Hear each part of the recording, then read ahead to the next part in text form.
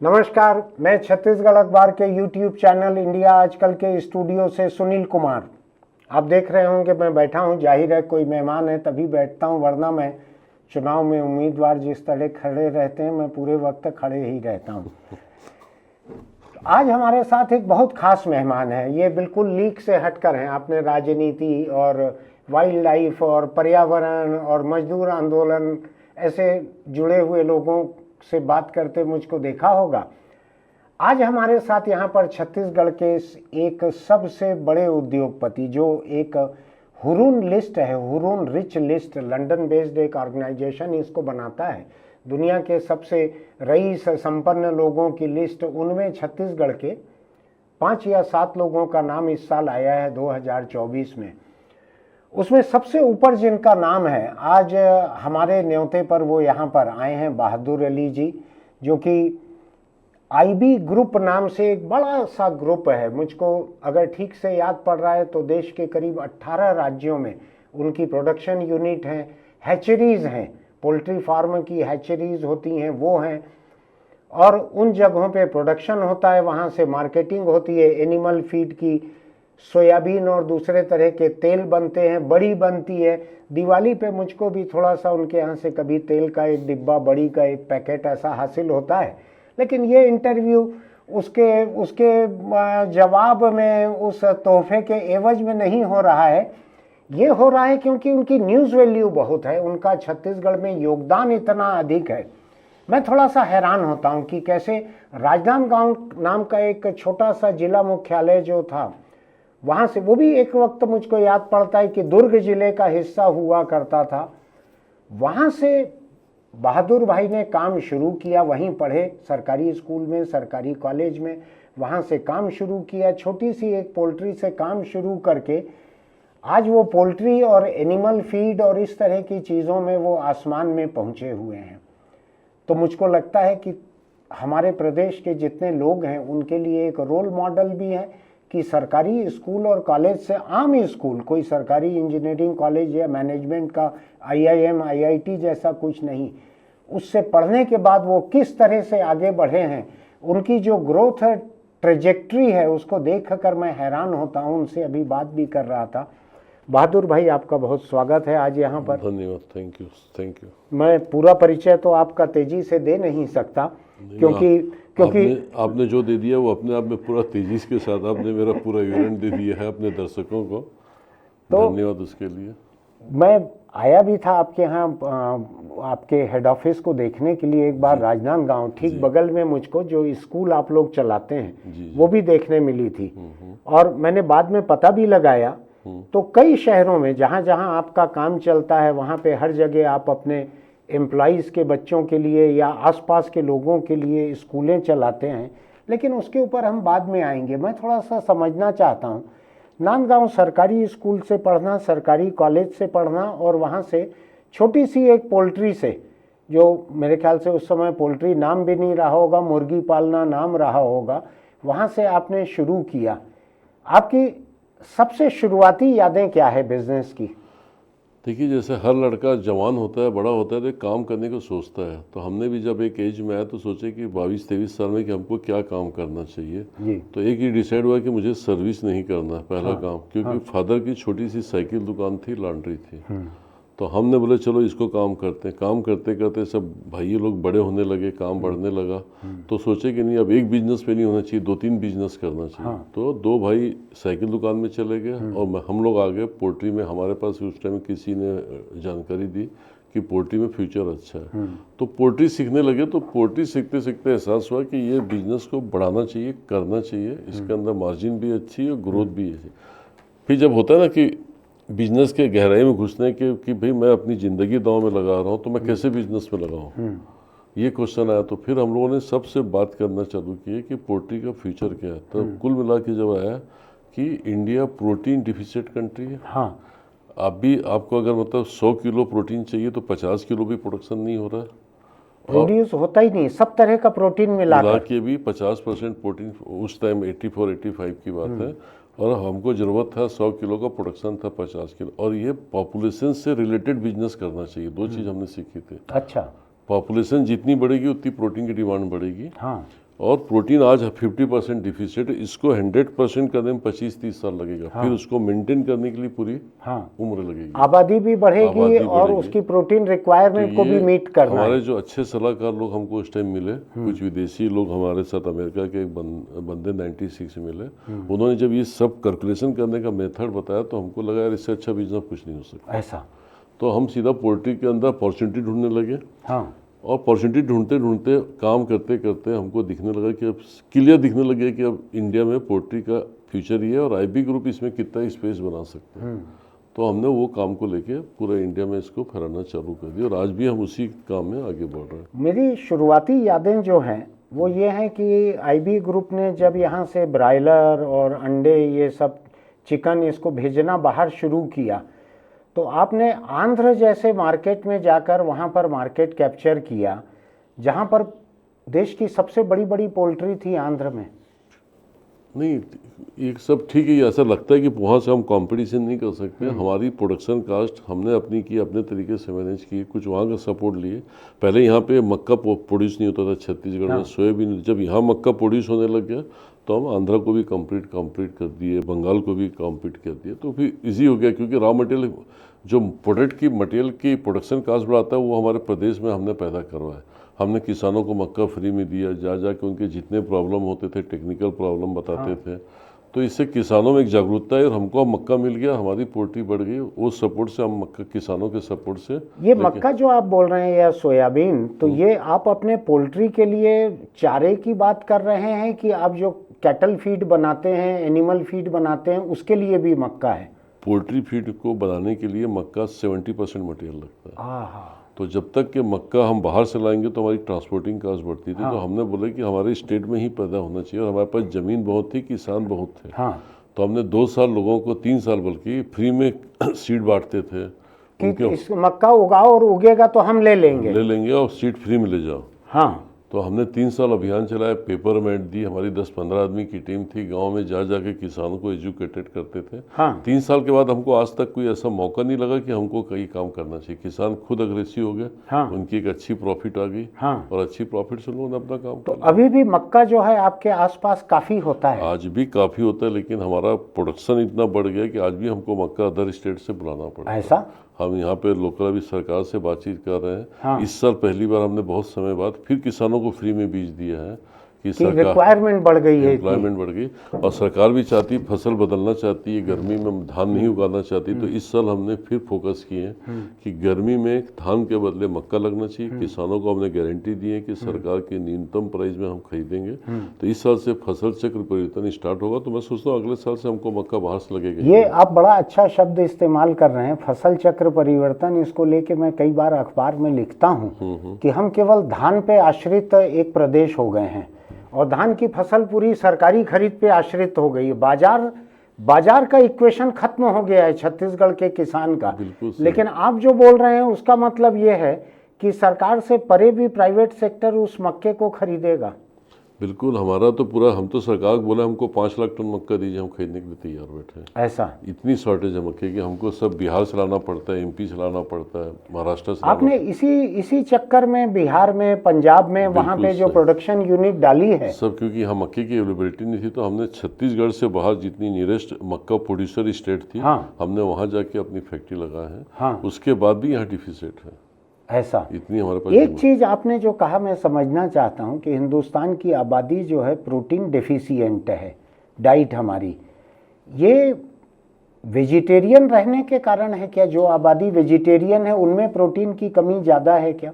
नहीं, वैसा अब नहीं बोलना चाहिए। प्रोटीन मीन्स प्रोटीन, चाहे वेज सोर्स हो चाहे नॉन वेज सोर्स हो। अच्छा, अगर आप वेजिटेरियन है तो वेजिटेरियन में भी तो दाल, सोयाबीन, पनीर, इससे भी सोयाबीन होती है, मशरूम होते हैं। ऐसे कई वेज प्रोटीन अच्छे होते हैं जिसको खाया जाता है। और जो नॉनवेज वाले हैं वो नॉनवेज प्रोटीन खाते हैं। लेकिन वर्ल्ड के अंदर 100% नॉनवेज प्रोटीन चलता है। इंडिया के अंदर जो पहले जिस टाइम में चालू किया था उस दिन 52% थी हमारी नॉनवेज पॉपुलेशन। आज वो जाके 72% हो गई। 3/4 के करीब। मतलब बड़ी, जैसे बच्चे, डॉक्टर लोग भी आजकल सलाह देने लग गए हैं कि आप प्रोटीन खाइए, अंडा खाइए, चिकन खाइए, जो भी खाना है, मीट खाइए।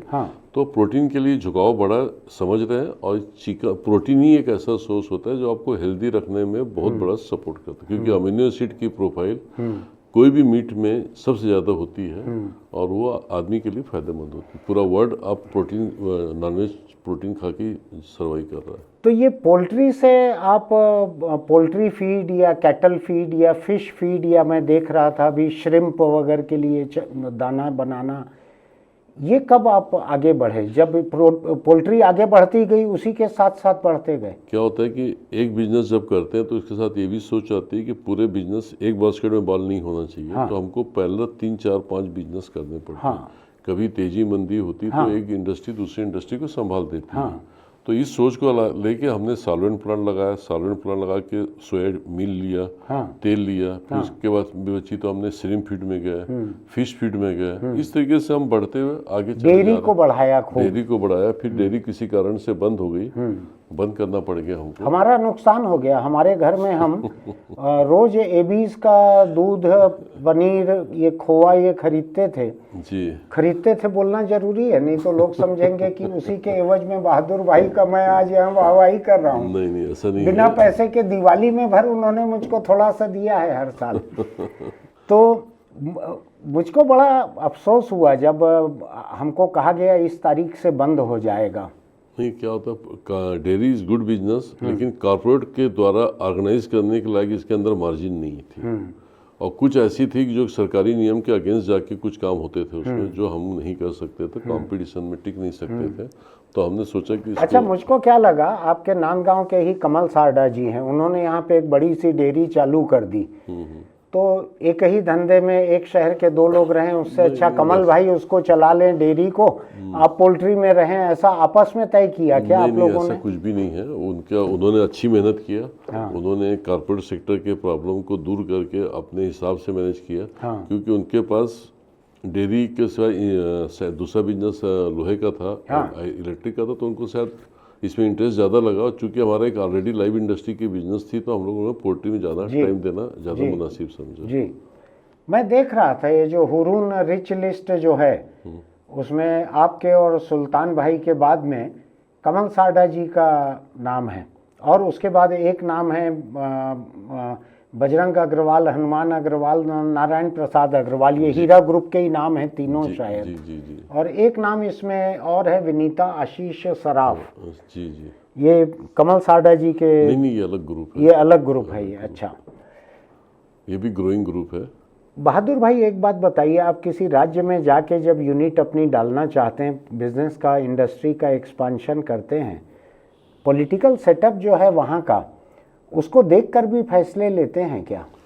नहीं, देखो, आज की तारीख में जब मेरा अभी 10 साल से देख रहा हूँ कि 10 साल से कि हर स्टेट चाहते हैं कि हमारे स्टेट में इंडस्ट्री है और इंडस्ट्री लगा है। अच्छा, आजकल के ऑफिसर हैं वो भी सब पॉजिटिव मूड में रहते हैं। ऐसा कभी मुझे आज तक महसूस नहीं हुआ कि मैं उस स्टेट में जाऊँगा तो ये पॉलिटिकल मेरे को स्ट्रेस आएगा या मैं इसके कारण काम नहीं कर सकूँगा।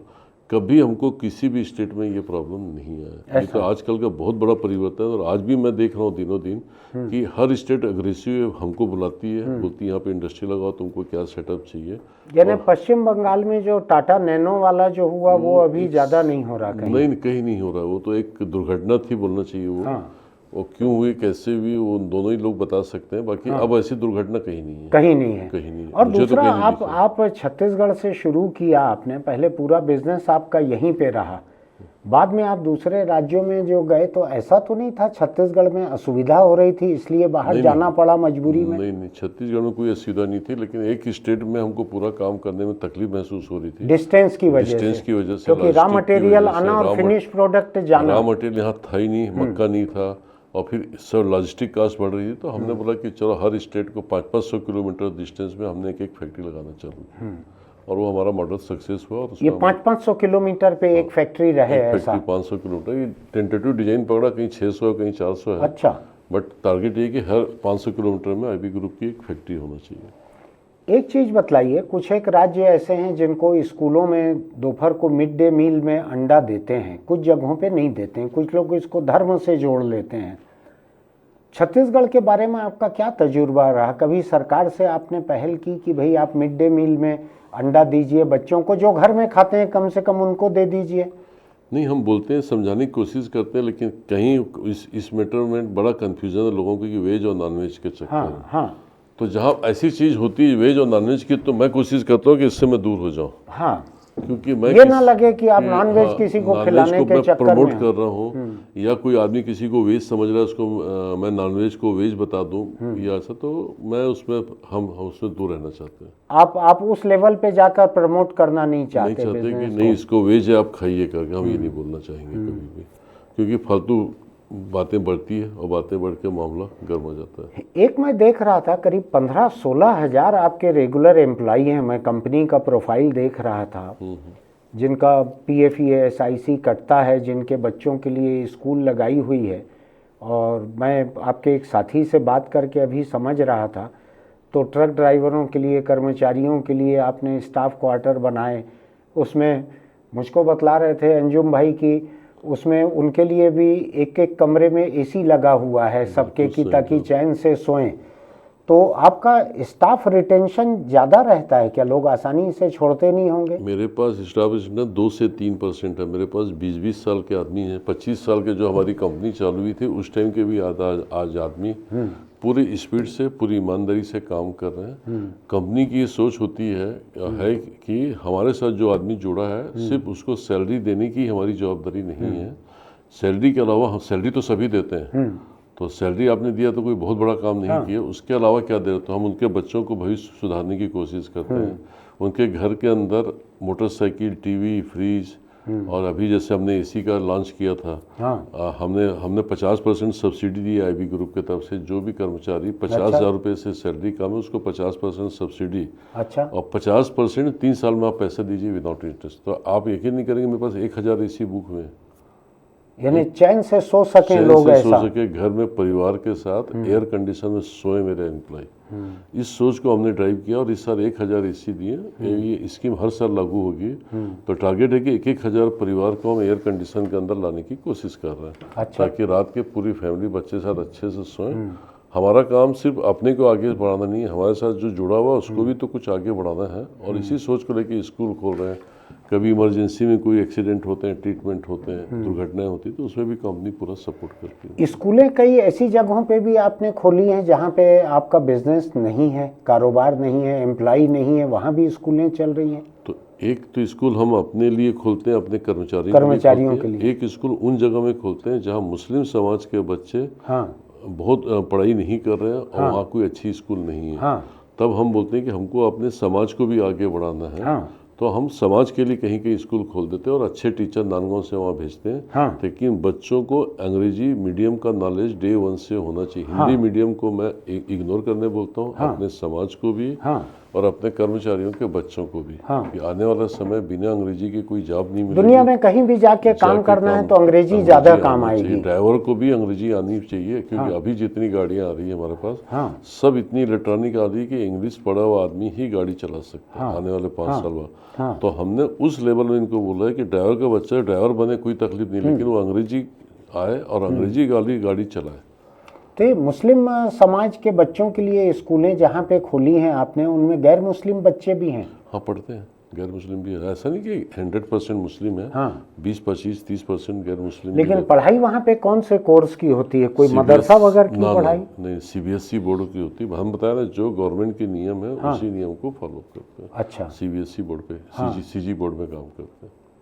मुस्लिम समाज के बच्चों को पढ़ाने के लिए आपको क्यों सूझा? वहाँ पे शिक्षा कम है और वहाँ जुर्म में ज़्यादा दाखिल हो जाते हैं बच्चे, इसलिए? नहीं, सीधी सी बात है कि जब एजुकेशन नहीं रहेगा तो आप कुछ भी कर सकते हो। अच्छा भी काम तो कर ही नहीं सकते, खराब करोगे बहुत खराब करोगे और डकैती करोगे। हम अपने समाज को भी आगे बढ़ाना चाहते हैं, तो उनके लिए एजुकेशन दे दिए। हमारे मुस्लिम समाज में पढ़ाई सबसे बड़ी वीकनेस है, जिसके कारण हमारी मुस्लिम समाज की इमेज समय समय पे खराब होते रहती है। छोटी छोटी दुर्घटनाएं बड़ी रूप ले लेती है, क्योंकि उनके पास नॉलेज नहीं होता कि कुछ दुर्घटना को कैसे टाला जाए या कैसा समझा जाए। जो उनके गुरु समझा देते हैं उसको समझ के वो हरकत में आ जाते हैं। तो हमने बहुत अच्छे प्रयास किया। आने वाले 10-5 साल में इसके रिजल्ट दिखेंगे कि मुस्लिम समाज एक अच्छी पोजीशन में दिखना चाहिए। तो स्कूलें अभी छत्तीसगढ़ में ही हैं कि दूसरे स्टेट में भी जहाँ काम है? छत्तीसगढ़ को ही प्रमोट किया, यही किया है अभी। लगभग हमारे पास 5-6 हज़ार बच्चे पढ़ रहे हैं आज की तारीख में। उसमें 4,000 मुस्लिम होंगे, 2,000 अदर। किसी और मेजर डाइवर्सिफिकेशन का प्लान है बहादुर भाई, जितना काम कर रहे हैं इससे परे? नहीं, अभी हमने इसी बिजनेस का बैकवर्ड और फॉरवर्ड, बैकवर्ड प्रोसेस हमारा पूरा हो गया। हाँ। फॉरवर्ड में चिकन प्रोसेसिंग इंडस्ट्री होती है, जो कि चिकन को पूरा तैयार करके किचन तक पहुंचाने की जिम्मेदारी लेती है। तो उसका काम चालू किया। नेक्स्ट 2 ईयर्स में हमारा चिकन लोगों के घर के फ्रिज तक पहुंचेगा, फ्रिज में पहुंचेगा। इसकी तैयारी चल रही है। अभी पार्टी ट्रायल चालू हो गया है, लेकिन टाइम लगेगा उसको 2 साल। लेकिन इसका मार्केट, इंटरनेशनल मार्केट भी बहुत अच्छा है, चाहे हिंदुस्तान से न जाए बाहर, लेकिन पूरी दुनिया में ये ट्रेड चल रही है, ये इंडस्ट्री चल रही है। पूरा नॉनवेज प्रोटीन ही चलता है। और चलेगा, यहाँ भी चलेगा। थोड़ा समय लोगों को जो चेंज होने में टाइम लगता है। एक बात मैं समझना चाह रहा हूँ कि ये प्रोसेस्ड चिकन जिस दिन कंपनी का फैक्ट्री से निकलने लगेगा, तो जो छोटे छोटे बहुत सारे जो फुटपाथ पे जो लोग काम करते हैं इस काम को, आज उनकी रोजी रोटी जाएगी क्या इससे? नहीं, किसी की रोजी रोटी नहीं जाएगी। अब वो लाइव चिकन को ड्रेस करके बेचते हैं। अब वो ड्रेस चिकन को लाके सीधा बेचेंगे, बल्कि और हाइजीन वो आउटलेट हो जाएंगे, आउटलेट हो जाएगा, वो सब आउटलेट में कन्वर्ट हो जाएंगे। जैसे STD PCO थे वो खत्म नहीं है, वो सिम कार्ड बेचने लगे। सिम कार्ड बेच रहे हैं। जैसे सब्जी की दुकान रोड में होती थी पहले, अब दुकानों के अंदर हो गई। तो ठीक है, जो समय के साथ बदलेगा दुकान लेगा, दुकान चालू कर देगा। पहले सब्जी रोड में मिलती थी, आजकल देखिए 50% फ्रूट कितने दुकानों में मिलने लग गया। तो इसमें भी परिवर्तन की एक स्ट्रेस तो आएगा, लेकिन बेरोजगारी नहीं आएगी। इससे लोगों को अच्छी जानकारी मिलेगी और अच्छा प्रोडक्ट मिलेगा। ऐसा हमारा आनंद है। मैं एक चीज़ समझना चाहता हूँ, जो आज की जो जनरेशन है जो बिजनेस में आना चाहती है, जैसे आपने तय किया कि नौकरी नहीं करना है, बिजनेस में आना है। आज भी बहुत सारे लोग मुझको मिलते हैं कि मैं CA कर लिया है लेकिन मैं प्रैक्टिस नहीं करूँगा, मैं बिजनेस में जाऊँगा। कई लोग मेडिकल कोर्स कर लेते हैं लेकिन बिजनेस करूँगा या करूँगी। इन लोगों को आपकी क्या सलाह है? कामयाबी के कौन से ऐसे नुस्खे या फार्मूले हो सकते हैं जिसको ध्यान में रखना चाहिए? देखिए, आज की जनरेशन का माइनस पॉइंट और प्लस पॉइंट दोनों है। माइनस पॉइंट का ये हो गया कि बहुत जल्दी आगे बढ़ना चाहते हैं, बहुत जल्दी बहुत काम कमाना चाहते हैं, जो कि इम्पॉसिबल। सबसे बड़ा तकलीफ ये आती है। और इसके लिए फिर क्या होता है, वो शॉर्ट रोड करने जाते हैं और वहाँ पे फेल हो जाते हैं। क्रिप्टो करेंसी, शेयर घोटाला, म्यूचुअल फंड, उनको आसपास माहौल भी ऐसा मिलता है कि पेरेंट के पैसे रहते हैं या नॉलेज जैसा रहता है, तो खेलते और टाइम वेस्ट करके बेचारे फिर अपने एजुकेशन को कोसेंगे या समाज को कोसेंगे या राजनेता लोग को बोलेंगे। ऐसा नहीं होता। बिजनेस करने के लिए पॉजिटिव बहुत है। आपने पढ़ लिख लिए हो, उसको रोड मैप बनाना आपकी लाइफ में सबसे इम्पोर्टेंट है। और जो भी काम सेलेक्ट करो, हर बिजनेस में प्रॉफिट है, हर बिजनेस में ग्रोथ है। आप उस बिजनेस में कितना डूब के काम करते हो, कितना समझ के काम करते हो। धीरे धीरे चलो, चल के आगे बढ़ो। दौड़ते दौड़ते आगे मत गिरो, दौड़ोगे तो गिरोगे पक्का। हम हमेशा बिजनेस में बोलते हैं चल के आगे बढ़ो। भले ग्रोथ स्लो होगी, लेकिन 10 साल 15 साल के बाद आपको सफलता पक्का मिलेगी। उतना आपको इंतजार करना पड़ेगा, धीरज करना पड़ेगा। हम सोच लेंगे कि आज जाए कमा ले पैसा आ जाए, बिल्कुल नहीं हो सकता। मतलब बिजनेस करने में सपना ऐसा होना चाहिए कि जिसमें रात को आपको नींद नहीं आए। This is business. बिजनेस ही नहीं कि 8 घंटे काम करके हम घर में सो गए, कभी नहीं हो सकता बिजनेस। अभी वो नारायण मूर्ति ने कह दिया कि 70 घंटे काम करना चाहिए, तो उसमें बवाल मचा हुआ है। उन्होंने सबके लिए नहीं कहा, उन्होंने कहा है जिसको ठीक लगे उसको करना चाहिए। और अभी LNT के MD ने 90 घंटा बोला, थोड़ा और आगे बढ़ के कह दिया। थोड़ा नहीं, बहुत आगे बढ़ के बोल दिया। उन्होंने संडे को भी कितना आराम करो, कितना बीवी को देखोगे। अब यानी उन्होंने बीवी को देखने के बारे में जो कहा है, कई लोगों का कहना है कि वो लोगों को उकसा रहे हैं कि बाहर किसी को देखो, घर में मत देखो, बाहर देखो किसी को। हर बात का 2 मतलब निकलती है, तो बिल्कुल मतलब निकाल के मजा लेना भी चाहिए। बहादुर भाई, एक मुद्दा पूरे देश में बना हुआ है कैटल कारोबार का। लेके जाते हैं लोग भैंस को, गाय को, दूसरे प्रदेश ले जाते हैं, लोग पकड़ते हैं, पुलिस, कानून बन गए हैं कई प्रदेशों में कैटल ट्रेडिंग के। आपने डेयरी इतने समय तक चलाई थी, मैंने उस समय भी आपसे सवाल किया था, लेकिन मैं फिर कर रहा हूँ कि इतने साल आपने डेयरी चलाई, हजारों गाय भैंस उसमें रहे, उन जानवरों का क्या करते थे आप जब बूढ़े हो जाते थे तो? नहीं, हमारी एक पॉलिसी बनी थी कि हम कोई भी एनिमल को स्लॉटर हाउस नहीं भेजेंगे, हाँ और ना स्लॉटर ले जाने वाले को बेचेंगे। हाँ पहली पॉलिसी बनी। दूसरी हाँ। ये हो कि हमारे यहाँ जो एनिमल की डेथ होती थी, हाँ तो गांव के जो सरपंच वगैरह किसी को ऑक्शन करके बेचते थे उस जानवर को 2-4 हज़ार रुपये में, वो गाय वालों को मिलती थी। हाँ। हम बोले नहीं, हम गाय को बेचेंगे भी नहीं, हम उसको दफनाते थे। हमारे यहाँ 1 एकड़ में पूरा दफन गृह था गाय का, ग्रेव यार्ड बना हुआ था। पूरा गृह उसका दफन का यार्ड बना हुआ था। अच्छा। जो भी एनिमल की डेथ होती थी उसमें हम लोग दफना देते थे। अब रही कि जो एनिमल दूध नहीं दे रही, कम दे रही, तो हम लोग वही जैसे गांव में पहले उसको फ्री में देते थे, हाँ। किसी को थोड़ा बहुत में बेच देते थे, हाँ। कि किसान का परिवार उसमें चले, उसकी एनिमल हमारे लायक नहीं था। आपके लिए 20 लीटर रोज जैसे कम में वाइबल नहीं है, तो उनके यहाँ 5 उनके लिए लीटर 5 में भी लीटर उनका देती घर थी, चल तो वो जाएगा। जानवर उनके तथा उनके परिवार चलता था। तो ये मॉडल हमने बहुत समय चलाया, लेकिन बैलेंस शीट के लिए ये मॉडल प्रॉफिटेबल नहीं हुआ। तब हमको जाके पीछे होना पड़ा इसमें, क्योंकि कुछ चीज़ हम करते हैं तो आप खुद समझते हो कि मीडिया कितना उसको हाईलाइट कर देता है। बिल्कुल। बड़े ग्रुप के लिए छोटी सी घटना भी बड़ी बन जाती है, तो उसकी कीमत चुकाई हमने उसको बंद करके। मुझको ध्यान है, मैंने जब आपसे राजनांदगांव के प्लांट ऑफिस में पूछा था, उस दिन भी आपने कहा था जी जी कि हमारी पॉलिसी है कि हम स्लॉटर हाउस को कोई एनिमल नहीं बेचते, गांव के लोगों को दे देते हैं या सस्ते में बेच देते हैं, कम दूध रह जाता है तो उनके लिए वाइबल है, वो पाल लेते हैं उसको। आराम से कर लेते हैं उन लोग काम। तो इस तरीके से काम करते रहते हैं। एक चीज बीच बीच में पूरी दुनिया से उठती है, ये कोरोना के समय भी चीन से उठी कि एनिमल मार्केट, बर्ड मार्केट, यहाँ से कोरोना फैला था, ये एक बात उठी थी। दूसरा, खुद पोल्ट्री के भीतर पूरी दुनिया में समय समय पे बर्ड फ्लू और ऐसी बीमारियां आती हैं। तो आपको लगता है कि ये पोल्ट्री का ट्रेड जो है, इंडस्ट्री जो है, ये अब उन बीमारियों से निपटने के लायक तैयार हो गया है? अब पहले जितनी बर्बादी सुनाई नहीं पड़ती। देखिए, इस बीमारी से तो इंडस्ट्री बहुत सालों पहले निकल चुकी है, लेकिन इंडिया में पहली बार आया था। ज़बरदस्त मीडिया ने इसको फैला दिया, डरा दिया हमारे उपभोक्ताओं को, हमारे कस्टमर को, कि इससे डर से मर जाओगे, ये हो जाएगा। ऐसा कोई भी चीज़ नहीं होती इसके अंदर कि कोई इसको खाए और मर जाए। हमारे यहाँ तो चिकन 140 डिग्री में पका के खाया जाता है। हाँ। जबकि उसका वायरस 80 सेंटीग्रेड में 1 सेकंड में मर जाता है। हाँ। तो हमको तो रिस्क वैसे ही नहीं था। हमारे यहाँ कच्चा मीट खाने की प्रथा नहीं है। प्रथा नहीं है। जिस कंट्री में कच्चा मीट खाते हैं वहाँ 1-2 एक्सीडेंट हो सकते हैं, होते भी हैं। तो इससे ऐसा नहीं कि पूरी इंडिया की पॉपुलेशन उसमें मर जाएगी या किसी को तकलीफ। आज वर्ल्ड में पूरा 100% चिकन खाया जा रहा है, सब खा रहे हैं। तो इसको प्रोटेक्शन के वैक्सीन इतने अच्छे आ गए हैं, और अभी सेंट्रल गवर्नमेंट ने भी इसके लिए एक वैक्सीन का हमको परमिशन दी, जो पहले हम इम्पोर्ट करते थे। तो अब हमारी पोल्ट्री इंडस्ट्री 100% प्रोटेक्ट हर वायरस से हो चुकी है। तो अब किसी ना हमारी इंडस्ट्री वाले को खतरा है, ना खाने वाले को कोई खतरा है। ये हुरून लिस्ट में जो नाम आया है बहादुर भाई आपका जी, तो मैं जानना चाहता हूं कि इसके बाद आपको क्या लगता है, सामाजिक जिम्मेदारी आपके ऊपर थोड़ी सी बढ़ी है कि आप इतने प्रमुख लोगों में आ गए हैं, तो जवाबदेही, सामाजिक जिम्मेदारी, सोशल रिस्पॉन्सिबिलिटी थोड़ा पहले से और ज़्यादा होगी? नहीं, वो सोशल रिस्पॉन्सिबिलिटी तो हम इस लिस्ट के जारी होने के पहले से करते आ रहे हैं। वो हमारा डीएनए में है कि हमको इतना पैसा हर साल इस काम में देना है। वो कंटिन्यूस दे रहे हैं। इससे मैं नहीं सोचता कि हमें कोई तकलीफ हुई है, बल्कि अप्रिसिएशन मिला। लोगों को मालूम नहीं था, लोगों में खुशी की लहर रही कि हमारे नांदगांव में या हमारे स्टेट में पोल्ट्री ग्रुप इतना बढ़ रहा है और ये छोटे से बड़े हैं। तो लोगों में खुशियाँ ज़्यादा है, लेकिन इससे ऐसी किसी प्रकार की हमें तकलीफ नहीं है।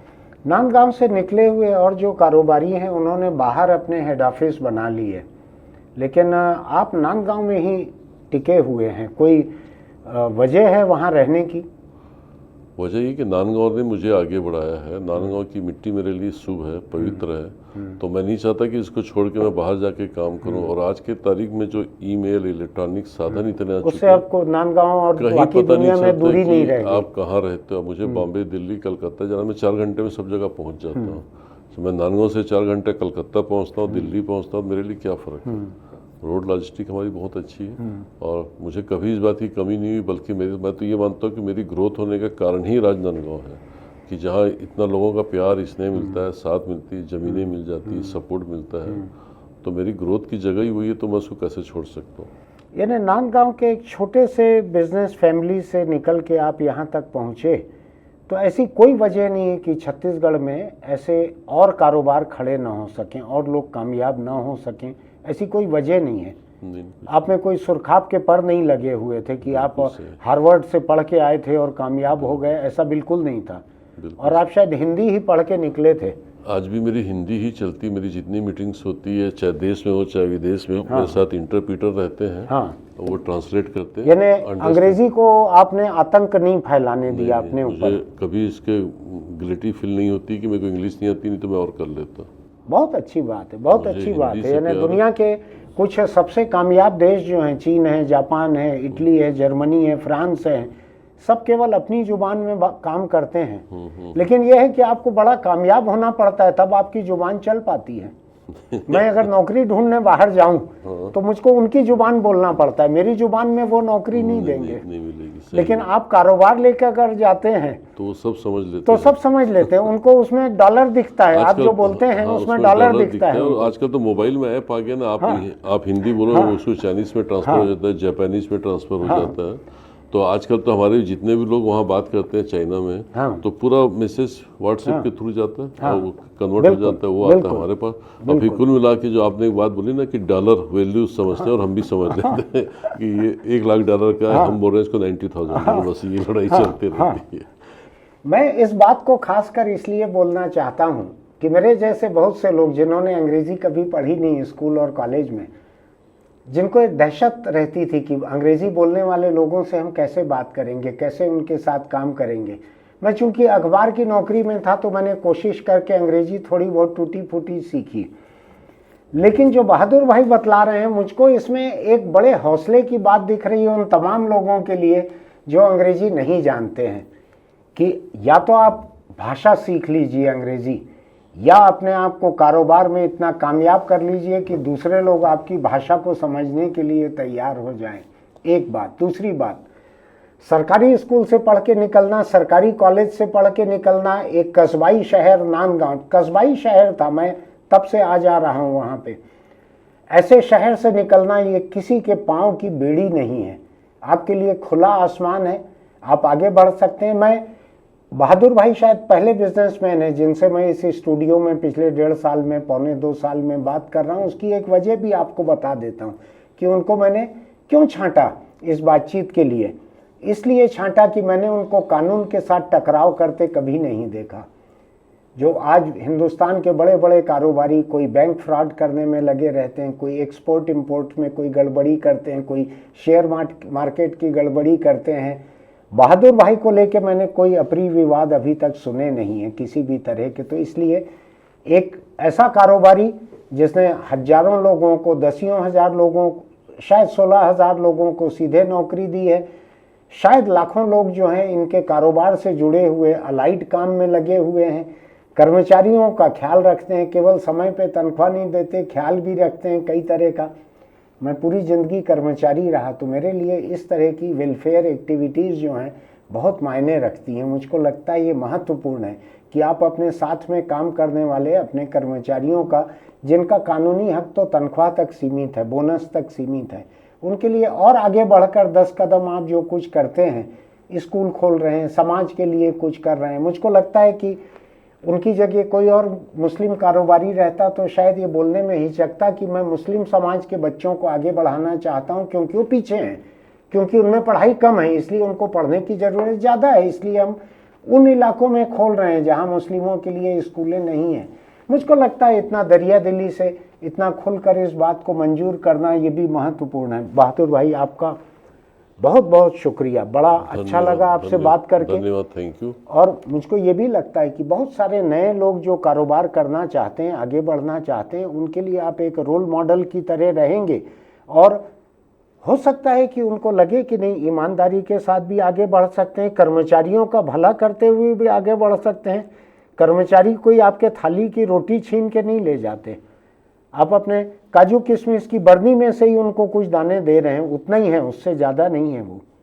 बिल्कुल सही बोला। कर्मचारियों को ज़रूरत बहुत कम रहती है, उनको रिस्क, जो उनकी लाइफ का रिस्क रहता है उसको मैं प्रोटेक्ट करके चलता हूँ जी। और उस रिस्क को प्रोटेक्ट करने का बजट मैं कभी नहीं बनाता जी।